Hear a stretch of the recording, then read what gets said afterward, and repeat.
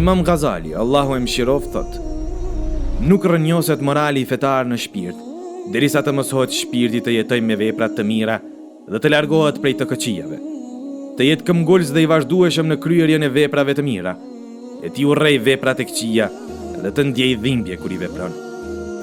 Morali i mirë fitohet me vepra të mira, me shikimin e njerëzve të mirë dhe shoqërimin e tyre, se ata janë me të vërtet shoqërues të mirë dhe përmirësues në tokë. Baza e edukimit të familjes është ruajtja e tij prej shokëve të këqij.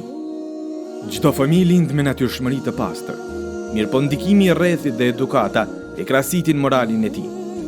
Çdo herë kur të paraqitet tek fëmia morali i mirë dhe vepra e mirë, duhet që ta shpërblejmë me një dhuratë që i gëzon dhe ta lavdërojmë tek njerëzit.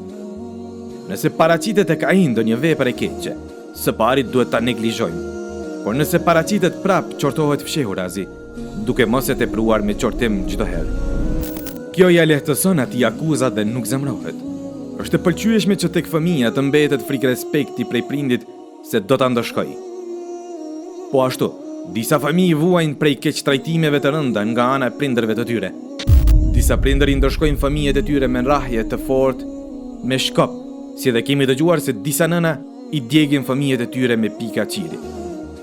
Këta fëmijë si harrojnë torturat e prindërve, i ledheruajnë fort në mendjen e tyre, që më vonë bëhet shkaktar i sjelljes së tyre armiqësore ndaj të tjerëve.